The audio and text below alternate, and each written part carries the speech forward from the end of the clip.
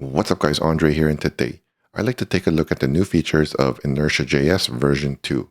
So version 2 was announced at Laracon US and the first beta was just released a few days ago. So I have a project set up here with some examples of the new features, which we will go through. The new documentation is currently up at v2.inertia.js.com if you want to take a look. And you can see here it says the core library has been rewritten for support for async requests, which enable these new features here.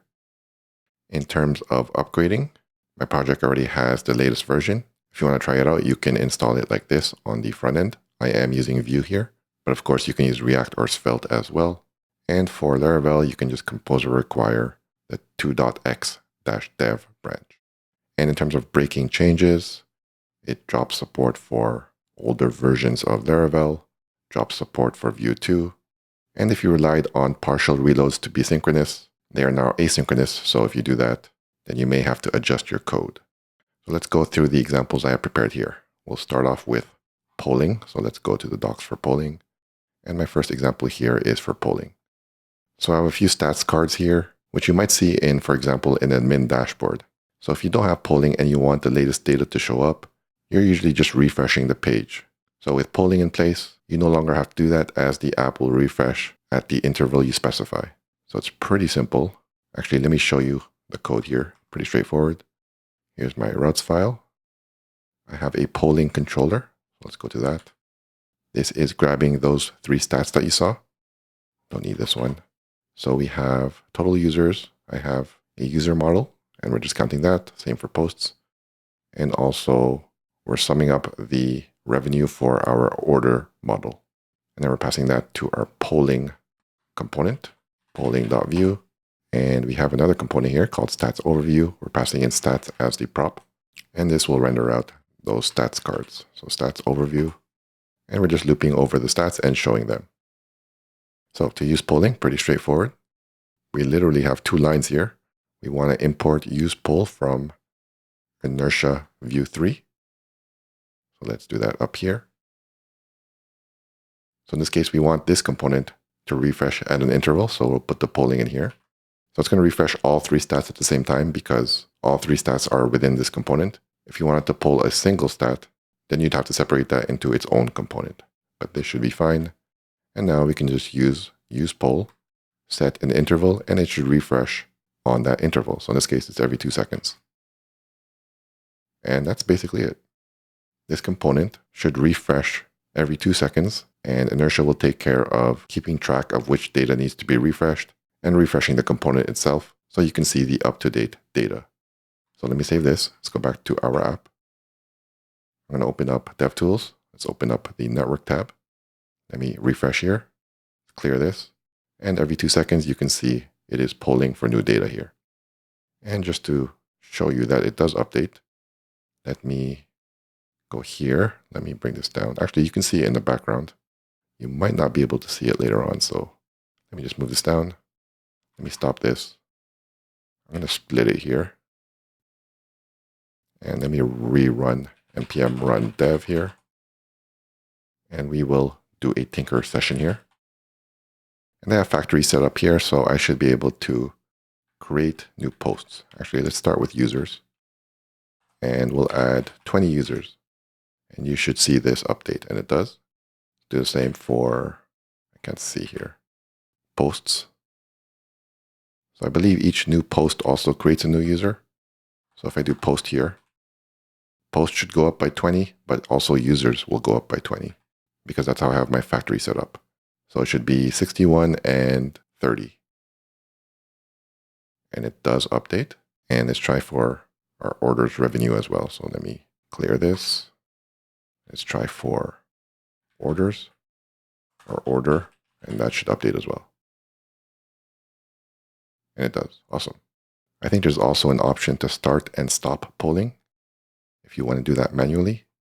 So here are some events you can hook into when they start or when it finishes, but we want to be able to start and stop. So right here, we can destructure start and stop and use them in a button.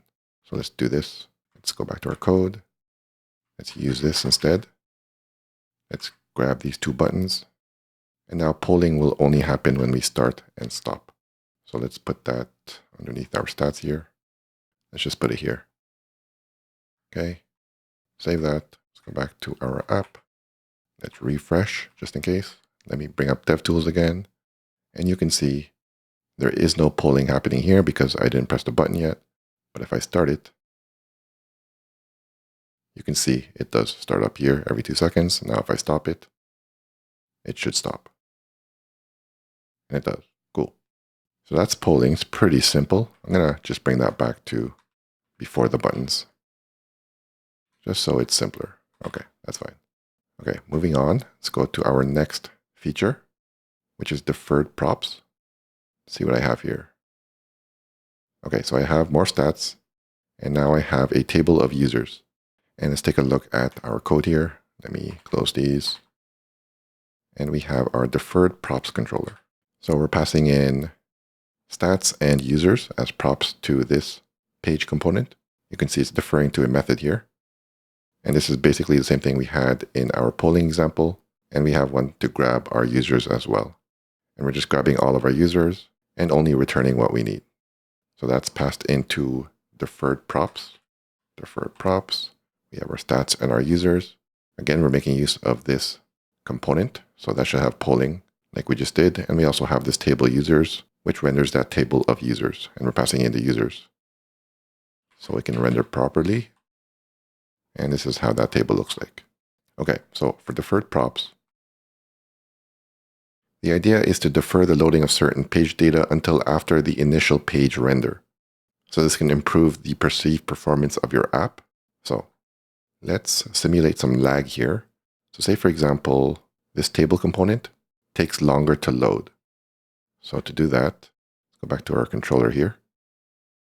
So that's why I separated them out into methods here. So I can simulate some lag with the sleep method. So say this took 2 seconds, and then you can definitely feel that when we are loading into the page. So let me save that, go back to our main page, and I'm going to hit Deferred Props here, but since we have that sleep, you can feel the lag. You can see the loading indicator here, and then it loads. So the idea is to load the page right away and defer the loading of this data and load it in when it's ready. So while it's loading, we can put some sort of loading spinner or a loading skeleton in here. So how do we do that? Let's go back to the docs here. We have to do things on the server side as well as the client. So on the server side, we have to use Inertia defer, pass in a callback for the data that we want to defer. So let's go ahead and do that. So let's grab this. I actually want to defer both. So let's say stats took 1 second and we have 2 seconds for our users. We want to defer or both of them actually. So actually we need this. We need to get rid of this and put inertia defer. And we can just defer to the method here. So this is the stats, okay? And same thing for our users. So users, this.get users, okay. So that's the backend stuff. And for our front end, let me save that. We'll take a look at grouping requests in a second.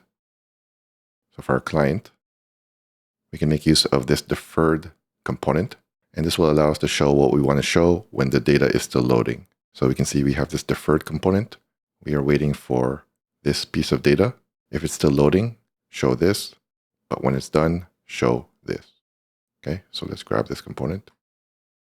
Let's replace our code. So this should be within Deferred Props. So we want this in 2 places for our stats. So let me paste that in. Let's actually import deferred from Inertia View 3. That should have imported it right there. Okay. And this is fine for now for our loading indicator. And we want to show this when it's done. So let me grab this, let's get rid of this, let's paste that in there. Let's save that.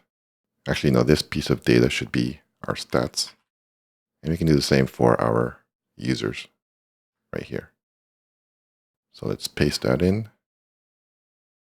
This should be users. And we want to render this once it's loaded. Okay, so let's save that. And hopefully I did everything correctly. Let me refresh this. You can see our loading indicators here. And then the data does load in when it's complete. And it looks like there's an issue here. I think that's because of our polling. And there might still be a bug here. So let me just get rid of polling for now. So that was in our stats overview. So let me just get rid of this for now. Let me see if this works. Let's refresh. Our data is loading. And it does come in when it's done. Now let's take a look at grouping data. So back to the docs. So you can see here it says, by default, all deferred props get fetched into one request.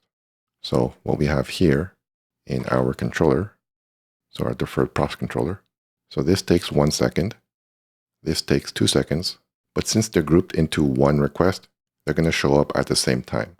So they're both going to show up after 2 seconds. It would be nice if they showed up right when the data is ready. So we want the stats to show up after 1 second, and then the users after 2 seconds. So you can do that by using grouping or by grouping requests. So all you have to do is group your requests. So that's the second parameter to inertia defer. So you can see in this example, these 3 are grouped together, and this one doesn't have a name, so that's grouped by itself. So for us, we can just name our 2 pieces of data right here. So we'll just say stats and users, and that should work. So if I go back here, you'll see that after I refresh, the stats should come in first and then the users because they are grouped separately now. I'm just going to go back here and go back to deferred props. Okay, you can see the stats come in first and then our table of users. You can see that they came in at separate times now that we grouped them separately.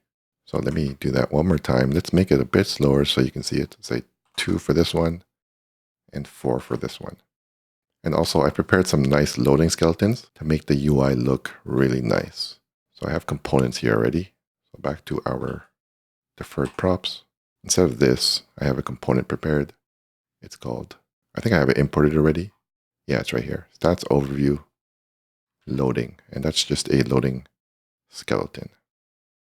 So instead of this, we'll use this as a component, of course. And same for this one. So instead of this, let's use this component. Let's save this. Let's go back here. I think I have to go back to deferred props. And you can see our skeleton loaders. First our stats come in, and then our users come in. Okay, so next up we have, or what do I have here? Prefetching. Go to the docs for that. Again, this has to do with perceived performance and loading pages before they're actually visited. So again, to illustrate this, I have a prefetching page here, and nothing's happening here. Let's see exactly what's happening. Let me just close all of these. Let's go to our prefetching controller, and I am loading users here, but just so you can see that it takes a while to load, let's simulate some lag again. So say sleep 2. Okay, so now this page will take 2 seconds to load right after the user clicks it. So again, you can see the loading indicator here, and after 2 seconds, it does load. So with prefetching, there are several ways you can trigger it, the default being when a user hovers a link. So when the user hovers this link, Inertia will prefetch that page along with any data it needs. So by the time the user clicks it, it should already be loaded, and it should load pretty much instantaneously. So hover is the default way, and all we have to do is add this prefetch attribute here. And you can see it's cached for 30 seconds, but you can change that if you like using the cache for option. But that should be fine for us. Let's go to this page here, which is welcome view. And for prefetch, let's just say prefetch this page. So by default, like I said, it will happen on hover. And let's save that. Let me refresh. Let me open DevTools. And you'll see as I hover this, there's a request to grab the prefetching page. And now by the time I click on it, it's already prefetched. So we won't see that 2-second delay. And there you see it. So again, let me go back. Let me refresh. Let me clear this. You can see it loading here for 2 seconds. Right there it says pending. And now it's complete after 2 seconds. Now, if you don't want it on hover, if you just want it when this component mounts, you can do that as well. Using prefetch mount, I believe. Yeah, right here, prefetch equals mount. So instead of hover on this page, when this link gets mounted, then it will automatically prefetch the page. So if you're confident that the user is going to click this page, then it might be better to prefetch it on mount. So we can say prefetch equals mount. Again, let me save this. And let me open up DevTools again. Let me refresh. You can see it prefetched it right there, or somewhere up here, right here. So again, it's already prefetched, so we won't have that delay. I believe there's also a way to prefetch it programmatically, right here. Looks like the example here is if you have a paginated set of results and you want to prefetch, say for example, the next page, then you can do that using the router here. So let's go ahead and grab this. Actually, I had troubles with this one here, so we'll just grab this one. So we'll do basically the same thing. We'll take this out and we'll do it programmatically. So we want to prefetch this page, but we want to do that in the script. So we'll do that right here. And we need to import router from view3. The route is route, what's it called, prefetching. Method is get. We don't have any data in this case. And let's see if this works. So I'm going to save this. So open up DevTools again. Let me refresh this. And I can see prefetching right there, or somewhere here again. So you can see here it's been prefetched programmatically. And again, if you click this, it loads right away. So that's prefetching. What's next? So load when visible. So this has to do with only loading data when it's visible on the browser window. And it makes use of intersection observer. So again, I have an example prepared here. Load when visible. Let me hide this. So I have a bunch of text here. And down here, we have a list of users. So say, for example, this took a long time to load. Why do we have to load it if it's not even visible in the browser window? So we should only load it once the user scrolls and it's visible in the window, or maybe a few pixels before, so it has time to load. So let's take a look at how we can do that. Actually, the docs here are missing the server side. It's only showing the client side.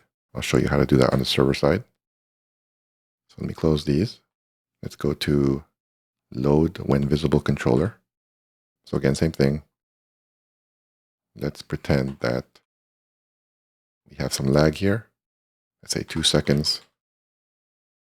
And now we should see that latency when we click here. Let's go back here. Let's load when visible. You can see there's a loading indicator, and it does load the page after that 2 seconds. So why do we have to load that data if the user doesn't even scroll to that part of the page? So we need to wrap this in inertia optional. So very similar to deferred props. So let's grab that actually right here. So instead of inertia defer, we're going to call inertia optional for our users data. I should have just copied that one. That's okay. Users, get users, and we don't need this. Okay, let's get rid of this. So that's our back end. And on our front end, we have to make use of the when visible component. So again, similar to the deferred component, takes in our data here, in this case, our users. This is the loading indicator when the data is not loaded yet. And this is what you want to show when it is loaded. So let's grab this. Let's replace our code here. So that should be load when visible. And here's all our text. But down here, this is where we want to show our users once the user has actually scrolled to this part of the page. When visible, let's make sure to import that. Okay. And I don't have a skeleton loader for this one, so this is fine. And I want this to be this. Okay. Okay. So now let's see what happens in our app. Okay, so now it should load right away because we shouldn't be on that part of the page yet that needs the users. And it does load instantaneously. Let me open up DevTools here again so we can see the network tab. Actually, let me show you the view DevTools here. You can see that our users should be empty. And it's not. That's because I forgot to change this. Okay, so users. And of course, I forgot to change this as well. This is optional. Okay, let's save that. And one more time. Hopefully this works. Let's go back here. Let me just refresh this. Load when visible. Okay, so you can see our users are undefined. That's because we haven't scrolled to that part of the page yet. If I scroll down, all the way down here, you can see it's loading. So it takes 2 seconds because we have that sleep. And once it's available, you can see our props are loaded in, and you can see it here. Now, if you want to buffer and you want to start loading data a few pixels before, you can provide a buffer prop right here. So let's go ahead and do that. So 500 pixels before this actual component, start loading the data. So hopefully it's ready by the time the user scrolls there. So back to our component, we can put the buffer right here. Save that one more time. And I'll show you the network tab this time. Let's refresh this. Let's get rid of this. And you'll see it appear 500 pixels before our component. So if you keep scrolling down, there it is. So it's pending. It should be available now. And you can see it's showing here. Awesome.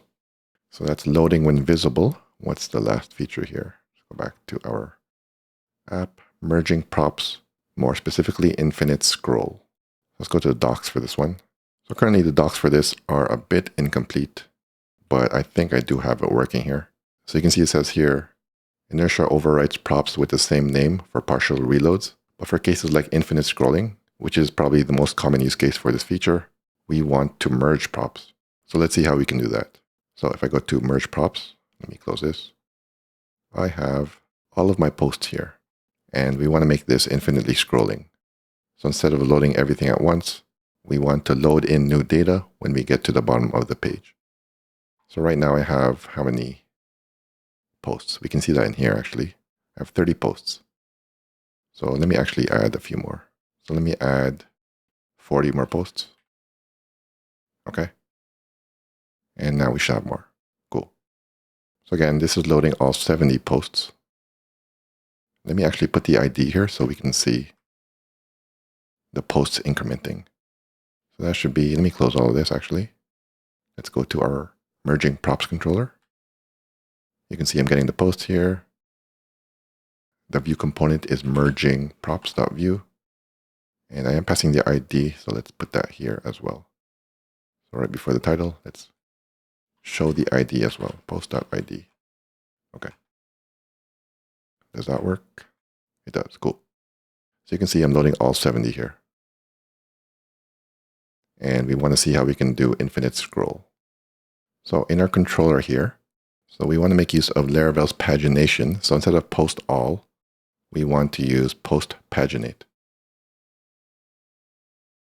And we'll do 10 at a time. Let's do 10.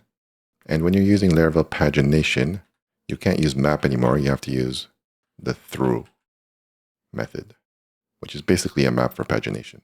So all of this should still work. We're only passing these fields through to the front end. But if you look at the docs, you'll see we have to use inertia merge to specify the prop that should be merged. However, actually, let's just get this working for now.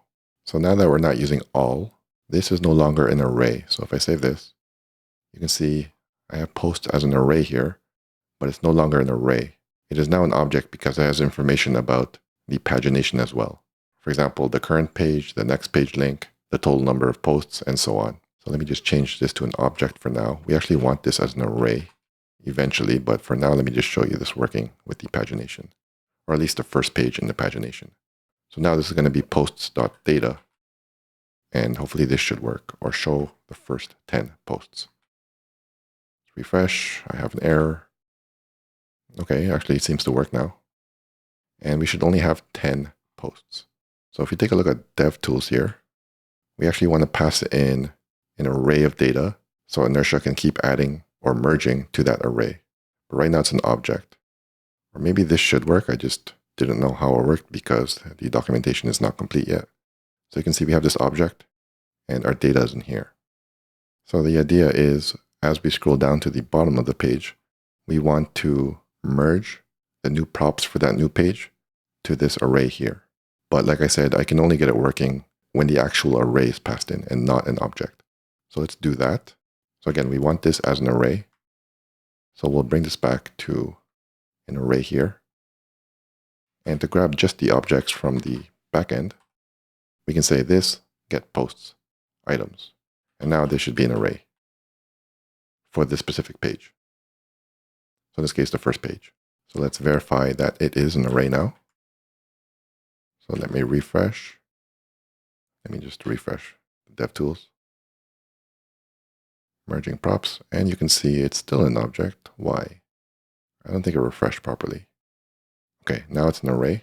So now we want to merge props to the end of this array as we reach the bottom of the page. So we can make use of the when visible component that we already took a look at earlier to do that. Again, this is not in the docs yet, but it was in Taylor's presentation at Laracon. So I kind of just tried to follow that. So let's go back to our merging props view component.